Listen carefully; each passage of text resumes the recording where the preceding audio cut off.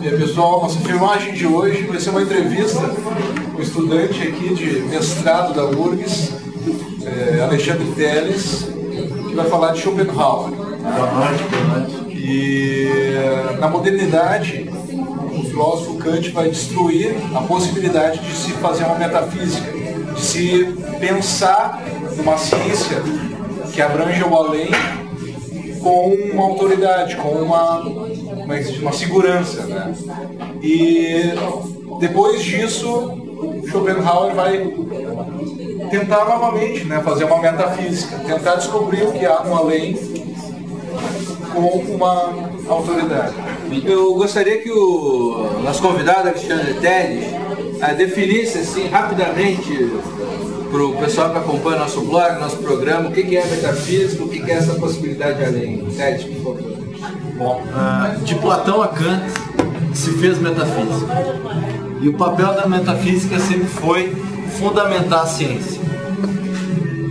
Bom, o que precisamos da ciência? Nós precisamos de uma regularidade no mundo. Nós precisamos de coisas necessárias, né, de nexos necessários entre coisas, senão não é possível explicar alguma coisa, né? A explicação ela tem a ver com uma resposta à pergunta por quê, né? Então, a ciência ela sempre tem a ver com isso, né? Explicar o porquê de uma coisa. Estabelecer as relações de causa e efeito. A partir daí você pode prever os fenômenos, os eventos. E muito elucidativo o que faziam, né, que se fez desde de Aristóteles, né, que a gente tem a prova da existência de Deus, aquela do motor imóvel e tal. Primeiro motor imóvel, que vai chegar até Santo Tomás e vai ter também nos racionalistas, vai ter provas da existência de Deus. Que o objetivo é o quê? Mostrar que tem um ser necessário que garante uma ordem no mundo, né? Um ser que é Deus, né? Que vai garantir a ordem no mundo. Então, acho que é bom a gente retomar a prova do Santo Tomás. Tem 5 vias. Uma delas que é aquela, né? Bom, é manifesto que existe movimento no mundo. Eu vejo de uma maneira mais simples. Uma vez eu apresentei para umas crianças de 6 anos e elas acompanharam a prova. Então, assim, ó, eu só existo porque eu me alimento, tá? Se eu não me alimentar direito, eu não... Tá, então eu te pergunto, o que tu comeu hoje? Bom, vamos dizer que fulano comeu um bife, tá? E esse bife ou essas coisas que ela come são necessárias para ele viver. Sim. Tá? Tá bom. Aí eu te pergunto para a criança, da onde veio o bife? Ela diz, da vaca. A criança é capaz de saber disso. E a vaca, para a vaca existir, o que ela precisa? Capim. Precisa de capim. E para o capim existir, o que a gente precisa? Precisa da terra, precisa de sol. E de água. Né? Tá. E precisa de sol, né? Se não tiver sol, o capim não existe, a vaca não existe, o bife não existe. E eu não existo, né? Consequentemente. Então, e agora, para o sol existir, o que precisa? Né? Então, aí a gente, os antigos, lá, todo mundo, a resposta é bom. Quem fez o sol foi Deus, sei lá, hoje vamos dizer que foi o Big Bang, mas quem é que fez o Big Bang acontecer? Quem é que acendeu o pavio lá? Qual foi a primeira causa? Quem deu a primeira atacada? A primeira causa incausada. A causa não causada. Então, a metafísica ela teve por muito tempo atrelada a isso, ao princípio do universo, né? Ao começo de todas as coisas, que é o que vai fazer explicar a existência do mundo. Na ordem do universo. E com essa coerência no universo, então eu posso fazer ciência adequadamente. E explicar a causa dos eventos e tal. Porque se eu não conseguir explicar, tem um problema, né? Porque a realidade, tem um princípio de causalidade, que é o princípio principal da ciência, ele pressupõe sempre que a gente, para explicar um evento, a gente precisa recorrer ao evento anterior, né, que é a causa desse evento. Sim. Aí tem o problema de Hume, né? O problema de Hume, ele vai dizer que através da sucessão de eventos não é necessário que eu estabeleça a partir disso uma causa, né? Eles simplesmente sucederam, um evento posterior sucedeu ao anterior. Isso. E daí eu o Hume consigo provar que é um nexo necessário.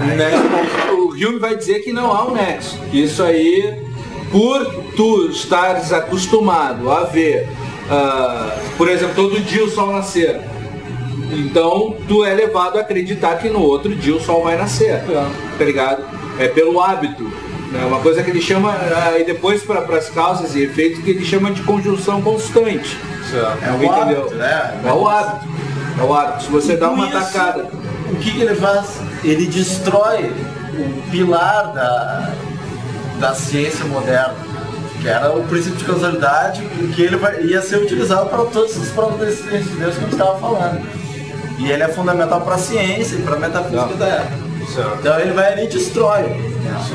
É importante frisar que ele vai destruir isso aí, não só as causas da essência de Deus, mas a possibilidade de explicar todos os fenômenos naturais. Né? E ele vai te dizer que isso é pelo hábito de tu ver uma conjunção conjunta.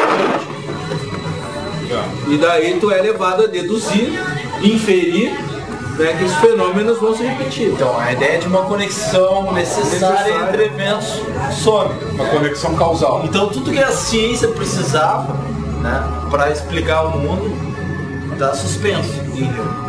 E aí o que o Kant vai fazer? O Kant ele vai chegar para tentar ele vai tentar reformular isso. Ele restitui nosso direito a fazer ciência, mas ele não restitui nosso direito a fazer metafísica.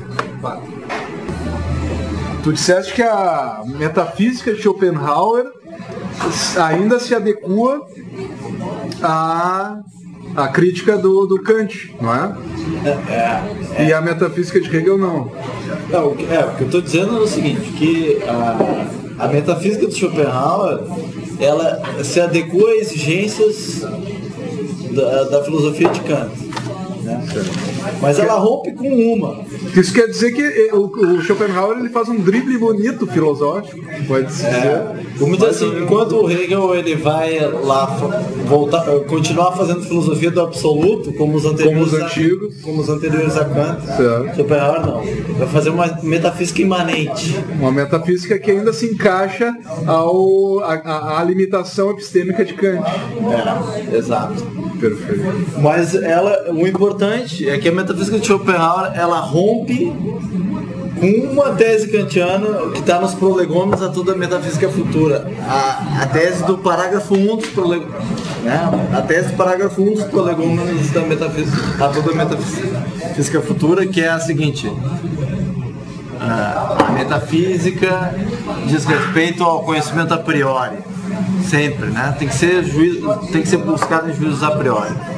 Metafísica do Schopenhauer, ele recusa essa tese, dizendo que ela é uma restrição vinculada a somente a etimologia da palavra metafísica, né? Está para além da física, né? Está para além da realidade. Então tem que ser um conhecimento a priori, não pode ser conhecimento a posteriori. Porque esse nome metafísica é um nome que vem do acaso, tá? Quando uma biblioteca lá na antiguidade tal, tinha os livros do Aristóteles até a física, e esses estudos, esse tratado do ser, o estudo do ser enquanto ser, eram os livros que estavam depois da física. Então eram metatá física, ou seja, depois da física. Foi até meio por acaso. Então convencionou-se ao que está para o além, né, das faculdades sensíveis, basicamente além das faculdades sensíveis.